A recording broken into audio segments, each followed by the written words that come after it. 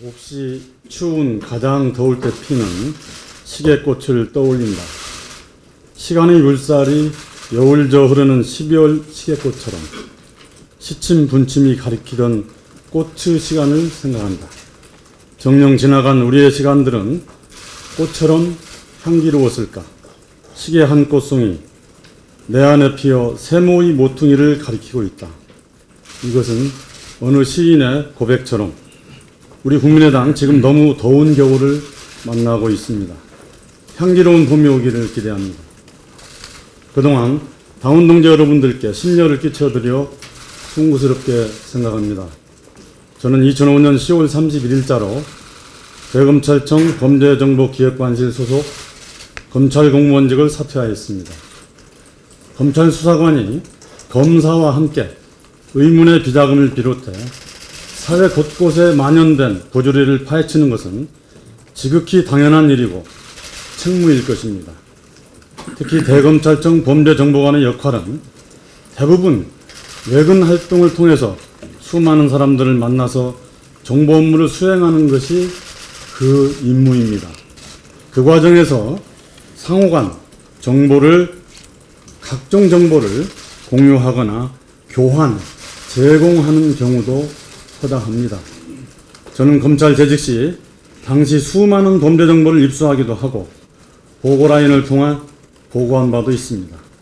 검찰 정보관의 역할, 임무 수행에 대한 아무런 이해 없이 10여 년이 지난 기억에도 없는 일을 충분한 소명 절차나 조사도 없이 언론 보도 하나만으로 당원권을 재단한다는 것은 이치에 맞지 않다고 생각합니다. 어린아이가 오줌이 마려워 길거리 아무데나 쉬었다고 해서 집 나가라고 몽둥이로 두들겨 패서 되겠습니까? 의문의 양도성 예금 증서는 제가 이 사건 내사, 수사 당시 범죄 정보를 수집하고 입수, 분석, 생산, 추적하는 일련의 과정에서 입수되었거나 제보되었고 정보를 공유하는 과정에서 비롯된 오래된 사건입니다. 아무 죄도 없는 사람을 국정원의 조작된 거짓 첩보 보고서 한 장으로 저를 구속해놓고 징역 12년을 구형했을 때 제 심정이 어떠했겠습니까? 한 평짜리 독방에 가둬놓고 면회금지까지 한 채 그 춥디 추운 겨울 거의 하루도 빼놓지 않고 검사실로 불러내어 국회의원들에게 돈 준 거 하나만 불라면서 허위제 요구를 한다면 허위제박 안 할 사람은 없을 것입니다. 검찰에서의 딜은 이래서 하는 것입니다. 그러나 저는 끝까지 인내했습니다.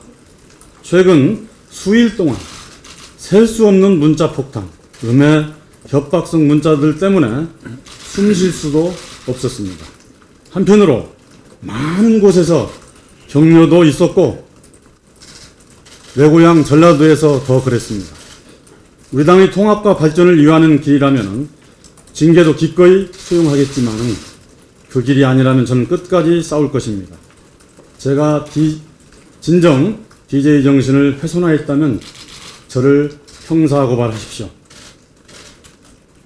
재직 당시 저는 열심히 죽어라고 일한 죄밖에 없습니다. 이제 제가 곧 당무위원회에서 소상히 밝힐 것입니다.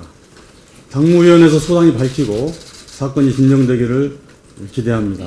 저 때문에 우리 지도부를 끌어내리거나 분열하지 않기를 소망합니다. 마지막으로 한 말씀 더 드립니다. 모든 사건의 진실은 이 사건 기록에 다 들어있습니다. 우리 당 법사위에서 언제든 이 사건 기록 다 가져다가 한번 살펴보십시오. 저는 특히 대북 송금 사건 등 각종 대형 비리 첩보를 입수하는 과정에서 정보의 중요성을 인지하고 이 교과서를 만들었습니다. 제가 만든 이 교과서입니다. 지금은 아마 없을 것입니다. 이 교과서가 만들어질 무렵에 현대 사건이 집중적으로 내사가 되고 수사가 되고 있었습니다. 당시에 국회 법제사법위원회 간사위원님인 한승희 지금 강원랜드 사장님이십니다. 삼성이 동아은행 비자금 사건 등을 파헤친 그때 함승희 의원님께서 2003년 7월에 저한테 추천사를 써준 책입니다. 그 머리말에 제가 그 책을 쓰게 된 경위는 자세히 들어 있습니다. 이어서 제가 이 책을 만들고 난 후에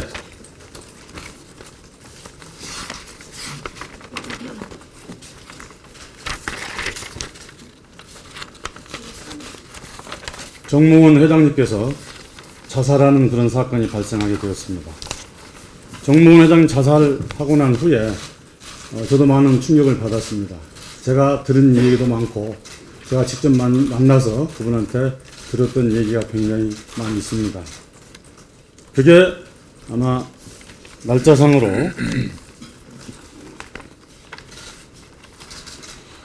2003년 8월 4일 날 정몽원 회장님이 돌아가셨으니까 제가 이 교과서를 쓴 다음에 돌아가셨습니다.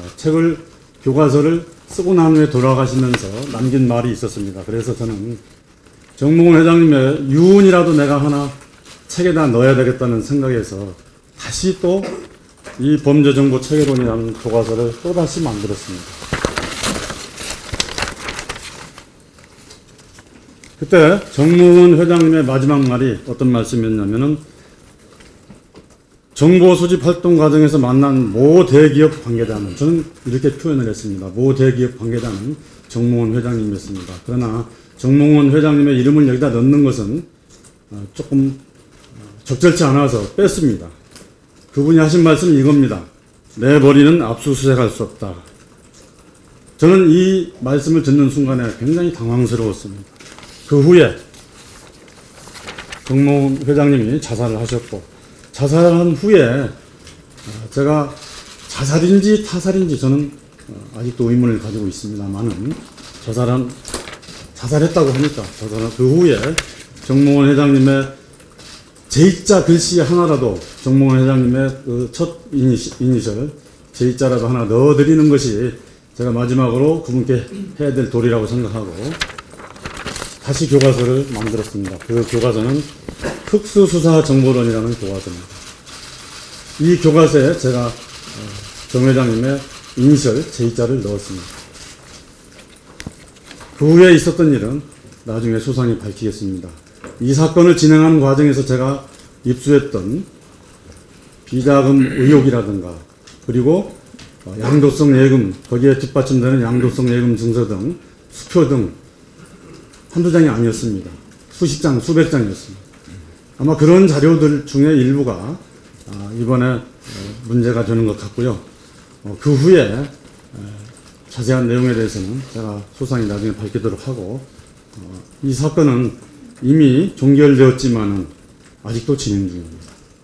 왜 아직도 진행 중이냐면은 그 사건 때 받아먹었던 뇌물로 받았던 돈들이 수백억입니다. 그 수백억이 양도성 예금 증서 내지는 자기압 수표 또는 자금 세탁 등을 거쳐서 많은 사람들이 나눠 먹었죠. 그러나 그게 사건이 확정되자 그 뇌물로 받은 자기압 수표나 양도성 예금 증서들이 금융실명제 이후에 은행으로 돌아오지 않고 현금화하지 못하고 지금 숨어 있었습니다. 그거 숨어 있는 것을 2013년 보시면 아시겠지만 121억 원이 국고에 환수가 되었습니다. 왜 국고에 환수되었습니까? 이 돈이 깨끗한 돈이고 정말 국민들이 원하는 그런 깨끗한 돈이었다면 국고에 환수됐겠습니까? 돈을 받은 사람들이 왜 안 찾아갔겠습니까? 그 돈을 받아서 찾아가지 않은 사람들이 지금 살아 있습니다. 이상입니다.